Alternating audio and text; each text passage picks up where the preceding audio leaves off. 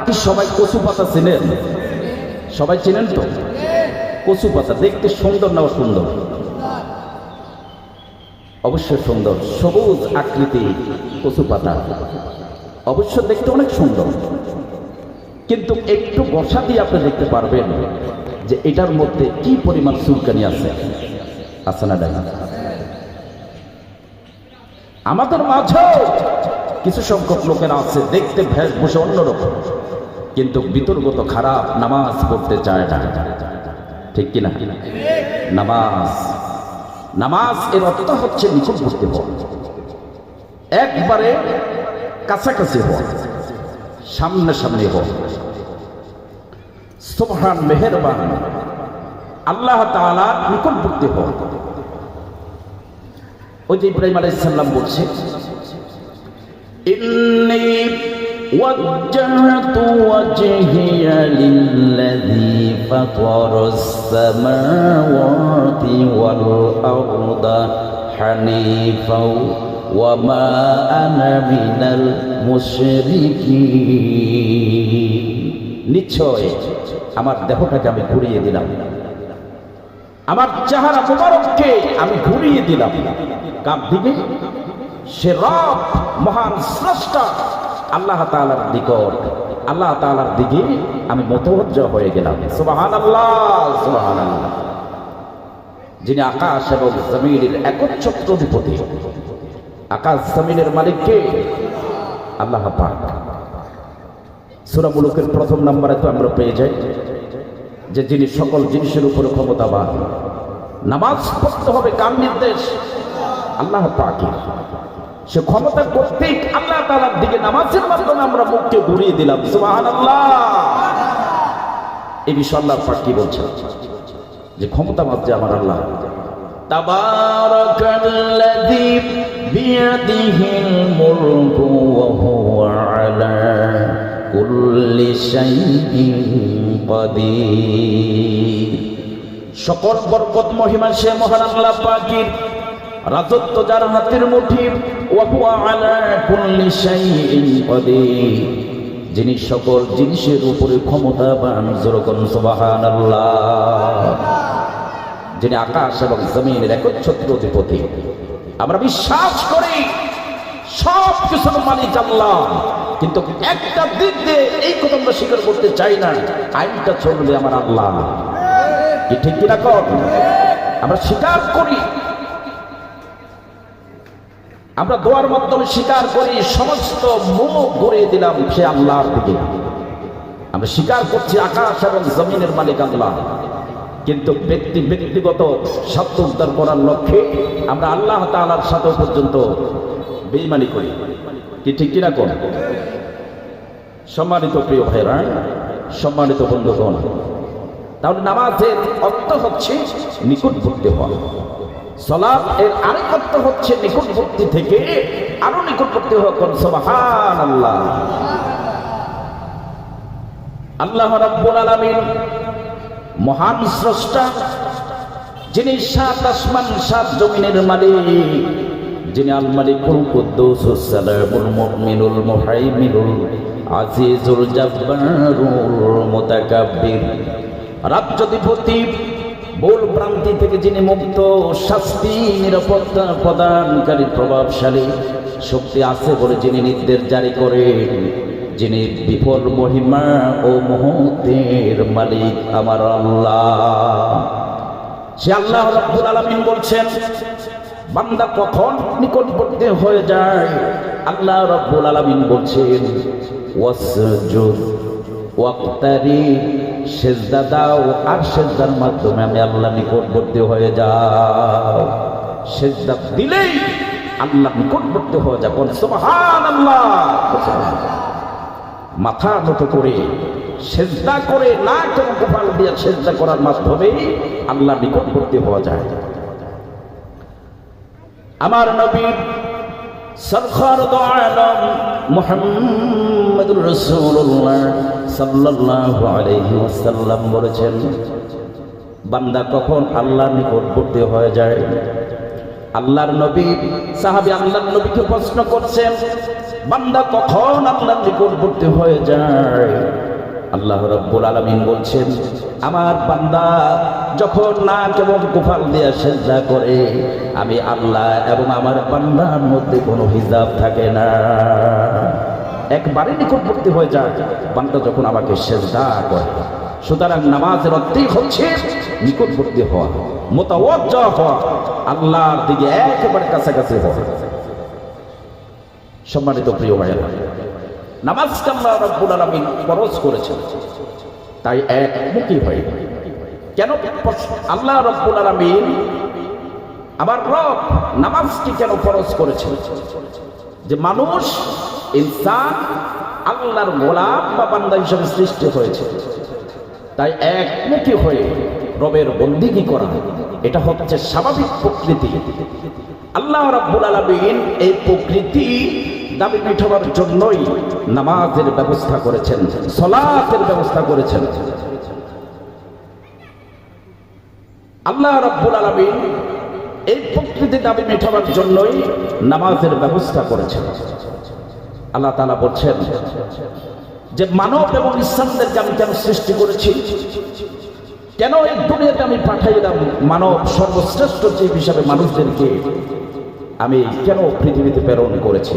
আল্লাহ তাআলা সেই কথাও কিন্তু কোরআন শরীফের ভিতরে বলে দিয়েছেন, শুনবেন আপনারা। আল্লাহ তাআলা এই বিষয়ে কি বলছেন?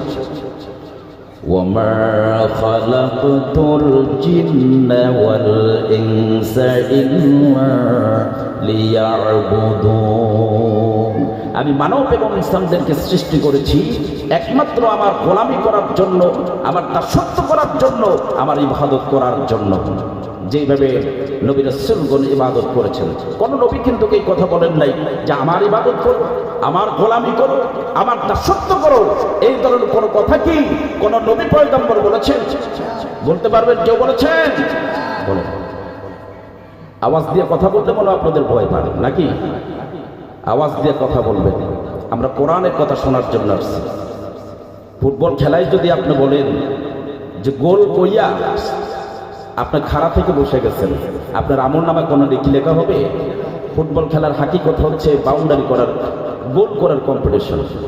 একটি প্রচন্ড পতাকাতে বলটি যখন গোলের ভিতরে প্রবেশ করে, উপস্থিত দর্শক বৃন্দ এমনভাবে চিল্লা আওয়াজ দিয়ে গোল বলে তখন অনেক দূর থেকে পরিচিত হয়।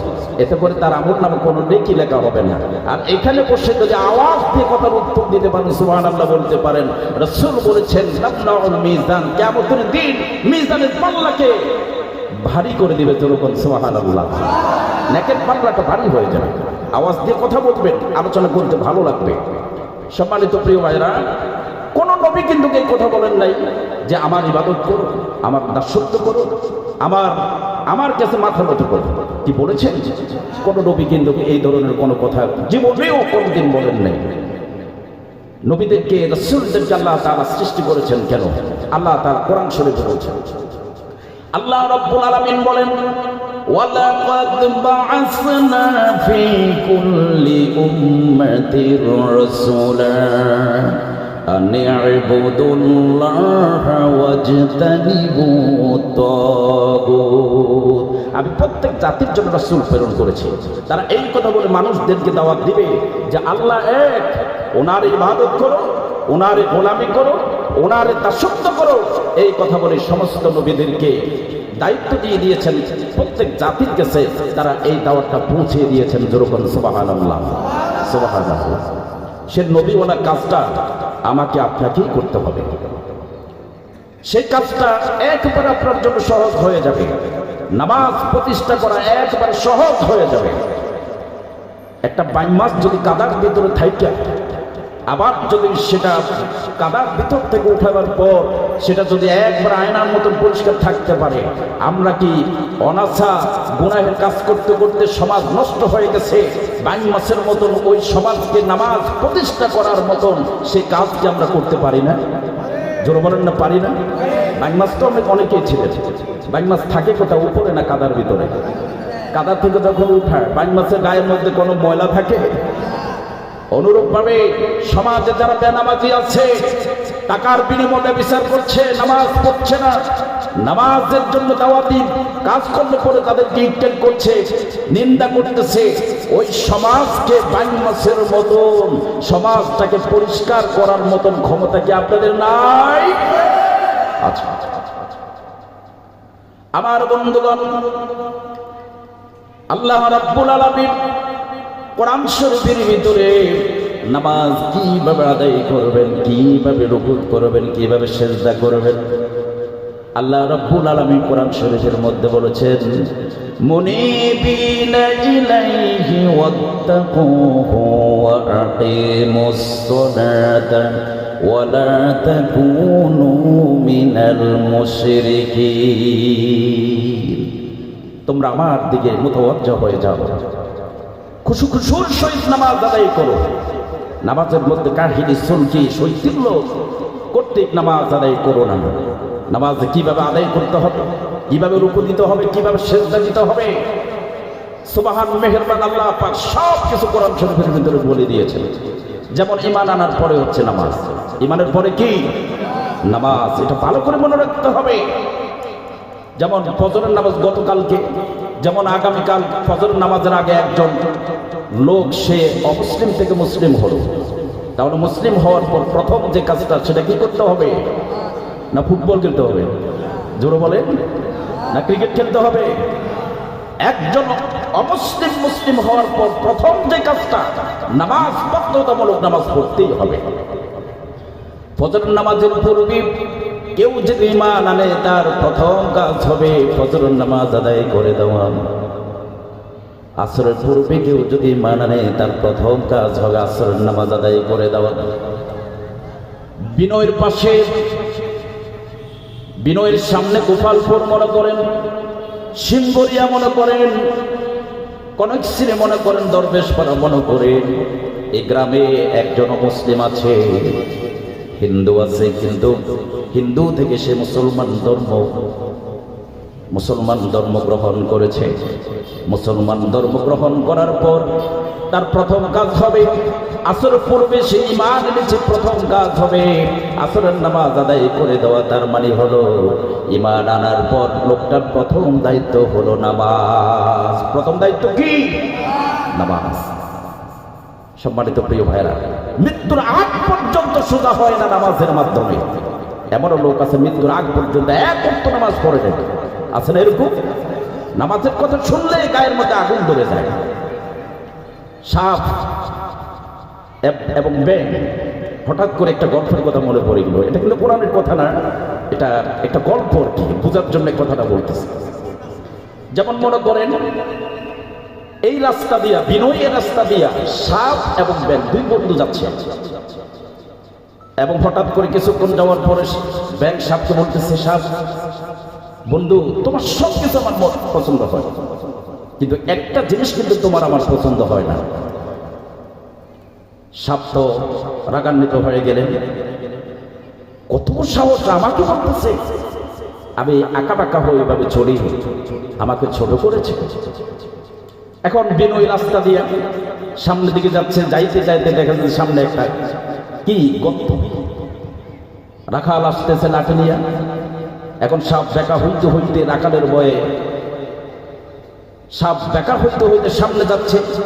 সামনে যাওয়ার পর ব্যাঙ এক লাফ দিয়ে একবার ফেনা খেতের ভিতরে, গর্তের ভিতরে পড়ে গেছে। এখন ব্যাঙ আস্তে করে মাথাটা উঁচু করে দৃশ্যটা দেখতেছে রাখাল কি করছে। রাখাল তার হাতের লাঠি দিয়া ওই আঁকা বাঁকা চলনেওয়ালা সাপকে এমন জোরে বাড়ি মারছে, সাপ মরার পরে একেবারে সোজা হয়ে গেছে, লাঠির মতন সোজা হয়ে গেছে। আর ব্যাঙ বন্ধু আস্তে করে মাথাটা উঁচু করে মাথাটা তুলে সাপকে বলতেছে, বন্ধু জীবনে তো বহুদিন বলেছিলাম এই বিনয় রাস্তা দিয়ে তুমি চলেছ আঁকা বাঁকা, দরবেশপাড়া রাস্তা দিয়ে চলেছ আঁকা বাঁকা, কত জায়গা তোমাকে বলছে সোজা হও, বন্ধু তুমি তো সোজা হইলা না। আর সোজা হইলা এমন সময় মৃত্যুর পরে তুমি সোজা হইছ। আমাদের মাঝে কিছু সংখ্যক নামাজি আছে, কিছু সংখ্যক বেনামাজি আছে, মৃত্যুর আগ পর্যন্ত নামাজ পড়ে নাই, মৃত্যুর পর আফসোস করবে, আল্লাহ আমাকে একটা বার পর্যন্ত দুনিয়াতে যেতে দাও, সারাটা জীবন পর্যন্ত না কেমন কোফাল দিয়ে প্রমাণ করে দেব মাবুদ আল্লাহ তোমার গোলাম পৃথিবীর জমিন আর কাহার গোলাম নয়। জীবনে কোনোদিন এই সুযোগ দিবে? মৃত্যুর পর সাপ সোজা হয়, মানুষও মৃত্যুর পরে যখন সোজা হবে মাপ পাওয়ার মতন কোনো সুযোগ থাকবে না। আমার বন্ধুগণ, আল্লাহর নবী মুহাম্মদ রাসূলুল্লাহ সাল্লাল্লাহু আলাইহি ওয়াসাল্লাম জীবনের শেষ নামাজটাও জামাতের সঙ্গে আদায় করেছেন। জীবনের শেষ নামাজটাও জামাতে আদায় করেছেন আমার নবীজি। তখন রাসূলের এমন অবস্থা, আমার নবীজি এত অসুস্থ হয়ে গেলেন। নবীজি দুইজন সাহাবীর কাঁধের উপরে বর করে জ্বর নিয়ে আমার নবীজি মসজিদের নববীর মধ্যে গিয়েছিলেন নামাজ আদায় করার জন্য। মসজিদে গিয়ে আমার নবীজি খুতবা দিলেন। খুতবা দিতে গিয়ে আমার নবীজি বললেন, আজ সবাই কি দেখতে পেলাম, আমার আবু বকরকে আমি দেখি না কেন? আল্লাহ রাব্বুল আলামিন তার এক বান্দাকে পৃথিবীর সব জাগতিক সম্পদ বলে দিতে চেয়েছিলেন, কিন্তু তার বান্দা পৃথিবীর সব জাগতিক সম্পদকে অপেক্ষা করে তার মাবুদের সঙ্গে দেখা করা বেশি জরুরি বা পছন্দ মনে করেছে। এতটুকুন কথা যখন নবীজি বললেন, কেউ কিছু বুঝলো না। হযরত আবু বকর সিদ্দিক রাদিয়াল্লাহু তাআলা আনহু রাসূলের কথা শুনে কাঁদতে কাঁদতে অস্থির হয়ে যাচ্ছেন। আবু বকরের দুই চোখের কোণা দিয়ে টপ টপ করে পানি পড়তেছে। আবু বকর আম্মা জান হযরত আয়েশা সিদ্দিকা রাদিয়াল্লাহু তাআলা আনহাকে বললেন, এখন কোন সময়? আয়েশা বলেছেন, এখন সাহাবী কেরামরা অনেকক্ষণ অপেক্ষা করে আমার বাবা ইমামতে নামাজ পড়তেছে। আবু বকর বললেন, আল্লাহর হাবিব আয়েশাকে বললেন, দরজাটা একটু খোলো আর আমার মাথাটা একটু উঁচু করে ধরো। মাথাটা উঁচু করে ধরলেন। নবীজি নামাজের দৃশ্য দেখলেন। নামাজের পরিবেশ দেখে আমার নবীজি বললেন, আয়েশা রে, তুমি কি জানো আমার চোখ দিয়ে কেন পানি বের হয়েছে? তার কারণ হলো এই যে জামাতের সঙ্গে নামাজ আদায় করতেছে সাহাবীরা, এই জামাত কায়েমের জন্য তায়েফের ময়দানে বহু রক্ত ঝরেছে আমার। উহুদের ময়দানে দাম দাম মোবারক শহীদ হয়েছে, সাহাবী কেরাম জীবন দিয়েছে। এই যে জামাতের সঙ্গে তারা নামাজ আদায় করতেছে, এইভাবে করে তারা যতদিন পর্যন্ত নামাজ আদায় করবে ততদিন পর্যন্ত এইভাবে তারা জামাতের সঙ্গে নামাজ আদায় করবে। সুবহানাল্লাহ। ইসলাম যখন ক্ষমতা আসবে প্রথম যে কাজটা নামাজ বাধ্যতামূলক করবে। কথা ঠিক কিনা? কথা জোরে বলেন, ঠিক কিনা? ওয়াজ নসিহতের মাধ্যমে আবু রাশেদ রাশিদি এখানে আলোচনা করতেছে, কামাল উদ্দিন জাফরি আলোচনা করতেছে, আব্দুল্লাহ আলামিন ভাই আলোচনা করতেছে। ওয়াজ নসিহতের মাধ্যমে অনুরোধ করা হবে না, ভাইজান আল্লাহর রাস্তায় নামাজটা পড়ুন না। রেডিও এবং টেলিভিশনের মাধ্যমে রাষ্ট্রপ্রধান ওয়ার্ডার করে দিবেন, আজ থেকে যারা আকেল, যারা বালেগ, নারী পুরুষ সকলের জন্য নামাজ বাধ্যতামূলক, নামাজ পড়তেই হবে। কি ঠিক কিনা? কম মুমিনেরা যখন ক্ষমতা আসবে, ইসলাম কর্তৃক যখন ক্ষমতা শুরু হয়ে যাবে, প্রথম যে কাজটা নামাজ বাধ্যতামূলক করবে।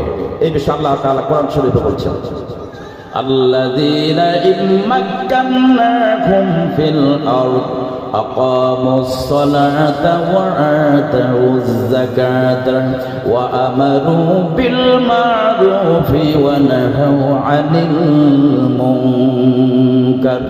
মুমিনেরা যখন ক্ষমতা আসবে প্রথম যে কাজটা নামাজ বাধ্যতামূলক করবে। আপনার থানাতে ওসি সাহেব বলবে যে নামাজের ব্যবস্থা করো, ইমামতি আমি করবো।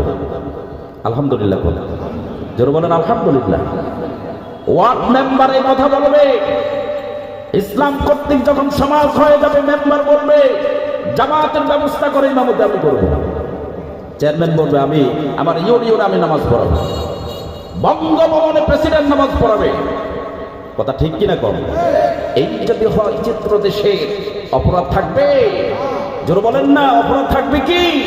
সুদ, ঘুষ, টাকা, ভরে, অহংকার সব কিছু ব্যাগ করে চলে যাবে।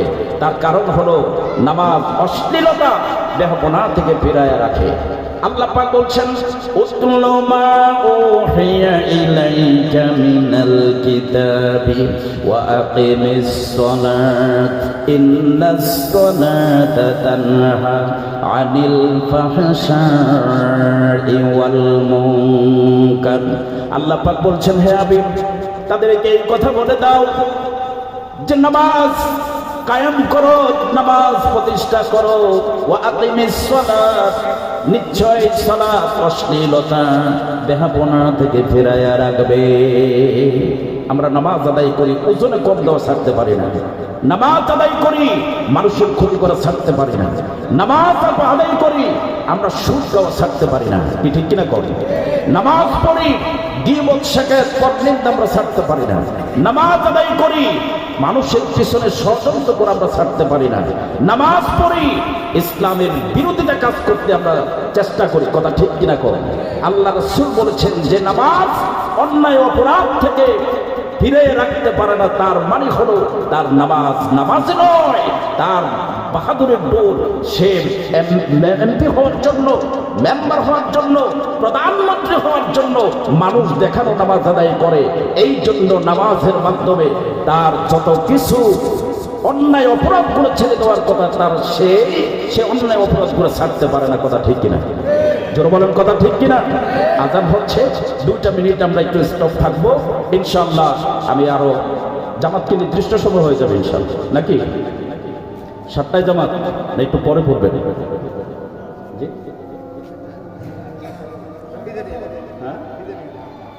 সম্মানিত উপস্থিতি, আজানটা শেষ হয়ে যাক ইনশাআল্লাহ। আমার অসমাপ্ত আলোচনা আপনাদেরকে আমি শেষ করে 5-10 মিনিটের ভিতরে ইনশাআল্লাহ আমি ছেড়ে দেব। ঠিক কিনা কম? আমরা একটু বসেই কেউ উঠবো না ইনশাআল্লাহ। নামাজের জন্য স্পেশালি যেভাবে আপনাদেরকে সময় দেওয়া হবে, ওযু করার জন্য আপনাদেরকে সুযোগ দেওয়া হবে। মূল কথা হলো মুসলমান জীবনের সর্বশ্রেষ্ঠ ইবাদত হলো নামাজ। কারণ আমার নবীজির জ্বর উঠেছে, জ্বর নিয়েও রাসূল জামাতের সঙ্গে নামাজ আদায় করেছেন মসজিদে নববীতে গিয়া। সুতরাং আমরা নামাজ পড়ার প্রয়োজন আছে না নাই? আমার যুবক ভাইয়েরা আজকে মাহফিলের জন্য অনেক কষ্ট করেছেন, অনেক কষ্ট করেছেন। আপনার মাহফিল তখন সার্থক হবে আজকের মাহফিলের পর থেকে। আমার যুবক ভাই জীবনের আগ পর্যন্ত এক ওয়াক্ত নামাজ ইচ্ছাকৃত কাজা করেন নাই। কি ঠিক কিনা করেন? আমরা একটু দোয়া করব আল্লাহ পাক যেন তাদের সবাইকে নামাজ হিসাবে কবুল করে, এবং মাহফিলের জন্য টাকা দিয়ে, অর্থ দিয়ে, বুদ্ধি পরামর্শ দিয়ে যারা নাকি সহযোগিতা করেছেন তাদের সকলের জন্য, মা বোনদের জন্য আমরা দোয়া করব। মা বোনেরা যাতে পদ্মাশীল হতে পারে। মা খাদিজাতুল কুবরা রাদিয়াল্লাহু তাআলা আনহা, আম্মা জান হযরত মায়েশা সিদ্দিকা রাদিয়াল্লাহু তাআলা আনহা আদর্শিত হয়ে যাতে নিজের জীবন যাপন করতে পারে, আমরা একটু দোয়া করব। আল্লাহুম্মা আমিন। রব্বানা যালামনা আনফুসানা ওয়া ইল্লাম তাগফির লানা ওয়া তারহামনা লানাকুনান্না মিনাল খাসিরিন। রব্বানা লা তুজিগ কুলুবানা বা'দা ইয হাদাইতানা ওয়া হাব লানা মিন লাদুনকা রাহমাতান ইন্নাকা আনতাল ওয়াহ্হাব। আয় আল্লাহ তাআলা, উত্তর বিনয় ঐতিহাসিক মদিনা জামে মসজিদের উদ্যোগে তাফসীরুল কোরআন মাহফিলের মধ্যে বসি গুনার বোঝা মাথায় নিয়ে কাঙ্গার ভিখারির মতো 2টি হাত তুলেছি। আল্লাহ, আয় আল্লাহ তাআলা, আমাদের গুনার দিকে না তাকাইয়া মেহেরবানি করে, দয়া করে, মেহেরবানি করে তামাম জীবনের সমস্ত গুনাহগুলো আল্লাহ তুমি মাফ করে দাও। 2টি হাত যখন তুলে রাখি মনে পড়ে যায় 2জন মানুষের কথা রে আল্লাহ। আয় আল্লাহ তাআলা, যে 2জন মানুষের মাধ্যম দিয়ে পৃথিবীর চেহারাটা দেখতে পেলাম রে। যখন মায়ের গর্ভে ছিলাম কতই না কষ্ট হয়েছে মা।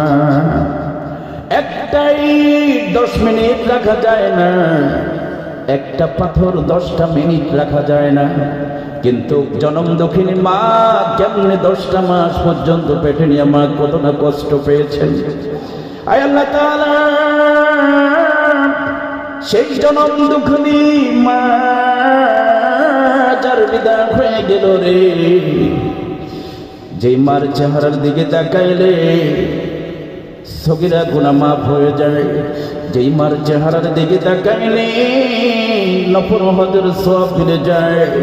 এমন জনম দুঃখিনী মা যার বিদায় হয়ে গেলে জিন্দেগীর গুনাহ মাফ করো, কবর গুনি কি তুমি আল্লাহ জান্নাতের টুকরা বানায়া দাও। আয় আল্লাহ তাআলা, আজকের মাহফিল সম্পূর্ণ করার পর আমরা অনেকে বাড়ির মধ্যে চলে যাব, যাওয়ার পর সবাইকে দেখতে পাবো, কিন্তু মায়ের উকির দিকে, মায়ের ঘরের দিকে উকি মেরে তাকায় দেখবো মার নাই, মা কবরের বাসিন্দা হয়ে গেছে। আয় আল্লাহ তাআলা, সেই জনম দুঃখিনী মা যার বিদায় হয়ে গেল রে, জিন্দগির গুনাহ মাফ করো, কবর গুলোকে তুমি আল্লাহ জান্নাতের টুকরা বানায়া দাও। আল্লাহ, আমার মা আমার বাবা যে কত বড় সম্পদ, যারা মা হারাইছেন তারা ছাড়া কেউ বুঝতে পারবে না রে। আয় আল্লাহ তাআলা, যে আব্বা জান মাথার গাম জমির ফেলি কত কষ্ট পেয়েছে, এমন আব্বা জানকে সাদা মার্কিন শাড়ি পরাইয়া এমন ভাবে 3 বার দিয়েছি, সেলাই তো দূরের কথা, পকেট পর্যন্ত খুঁজে পাওয়া যাবে না রে। মাথায় বাঁধন পায়ে বাঁধন দিয়া চকলেটের মতন প্যাকেট করে আব্বা জানকে অন্ধকার কবর রেখে আসছে। মাঝখান দিয়া হাজার হাজার বৎসর চলে যাবে, যুগের পর যুগ চলে যাবে, কবর কোন হাওলাতে থাকবে কেউ জানবে না। এমন আব্বা জান যার বিদায় হয়ে গেল, জিন্দেগির গুনাহ মাফ করো, কবর গুলোকে তুমি আল্লাহ জান্নাতের টুকরা বানায়া দাও। রব্বির হামহুমা কামা রব্বায়ানি সগীরা, রব্বির হামহুমা কামা রব্বায়ানি সগীরা।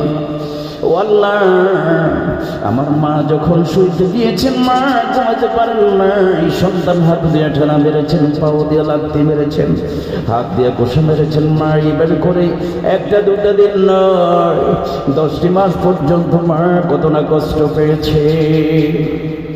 গভীর রাত্রি মা ঘুমাতে গিয়েছেন, ঘুমাতে পারেন নাই, মা স্বামীকে গোপনে গোপনে বলে পানের স্বামী, দীর্ঘদিন একসাথে তোমার সাথে কন্যা করেছি, অপরাধ হয়ে যেতে পারে, আমারে মাফ করে দিও। আমার মনে হয় এবার আমি আর বাঁচবো না, সংসার হলো চাপের হলো বুঝে না। মা চলে গেলেন শতকা গৃহী, অপারেশন থিয়েটারে চলে গেলেন, অথবা ডেলিভারি কেসে চলে গেলেন। মায়ের বেদনা আরম্ভ হয়ে গেলেন, যন্ত্রণা আরম্ভ হয়ে গেলেন। এক একটা বেদনা যন্ত্রণা যেন মায়ের এক একটা মৃত্যুর সমান হয়ে যায়। এমন যন্ত্রণা প্রসাব বেদনা দুনিয়ার ভুক্তভোগী মা চার কেউ জানে না। আল্লাহ তাআলা এমন জনম দুঃখী মাকে ঘর থেকে থাপ্পড় দিয়ে বাইর করে দেয়। রব্বুল আলামিন এমন আব্বা জানকে লাথি দিয়ে ঘর থেকে বের করে দেয়। সুন্দর স্ত্রী পেয়ে মায়ের উপরে কত না অত্যাচার করে। ও আল্লাহ, মা যে 10 মাস 10 দিন পেটে নিয়ে যে কষ্টটা পেয়েছেন, জুতা গলায় দিয়া যদি মায়ের হক আদায় করতে চায় 100 পরিমাণ হক আদায় হবে না।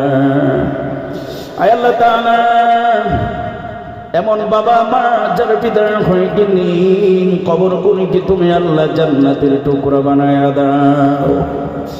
আয় আল্লাহ তাআলা, কুমিল্লা মোনারগঞ্জ থানা উত্তর বিনয় মদিনা জামে মসজিদের সামনে দোয়া করে মাবুদ, আমাদের এই প্রিয় মাতৃভূমি বাংলাদেশটাকে আল্লাহ তুমি ইসলামের দেশ বানায়া দাও, কোরআনের দেশ বানায়া দাও। আয় আল্লাহ তাআলা আমাদের সবাইকে তুমি নামাজি হিসেবে কবুল করে নাও। মাহফিলের জন্য যারা টাকা দিয়ে, অর্থ দিয়ে, বুদ্ধি পরামর্শ দিয়ে সহযোগিতা করেছেন আল্লাহ তাদের সকলের দানকে আল্লাহ তুমি কবুল করে নাও। ওলামায়ে কেরামদেরকে কবুল করে নাও। সবাইকে ঐক্য হওয়ার সেই তৌফিক এনায়েত করে দাও। ফয়সাল ভাই আয় আল্লাহ তাআলা আমাকে দাওয়াত করেছেন, আমার ভাইকে তুমি হায়াতে তয়্যিবা নসিব করে দাও। আল্লাহ যুবক ভাইয়েরা, মুরব্বী ভাইয়েরা, আরো যারা মাহফিলের জন্য অর্থ দিয়ে সহযোগিতা করেছেন তাদের সকলের সহযোগিতাকে আল্লাহ তুমি কবুল করে নাও। মাহফুজদেরকে আল্লাহ তুমি পদ্মাশীল বানায় দাও। আল্লাহ তোমার এই জমিনে ইসলাম, আল্লাহ ইসলামের দৃশ্যটা আল্লাহ আমাদেরকে দেখায় দাও। ও আল্লাহ, এই পৃথিবীর জমিন থেকে যখন শেষ বিদায় হয়ে যাব, আজরাইল ভয়ঙ্কর চেহারা নিয়ে যখন চলে আসবে, সেই কঠিন বিপদের মধ্যে আমাদের সকলের জবান ইমানি কলমা পড়াইয়া দিও, লা ইলাহা ইল্লাল্লাহু মুহাম্মাদুর রাসূলুল্লাহ। আসসালামু আলাইকুম ওয়া রাহমাতুল্লাহ।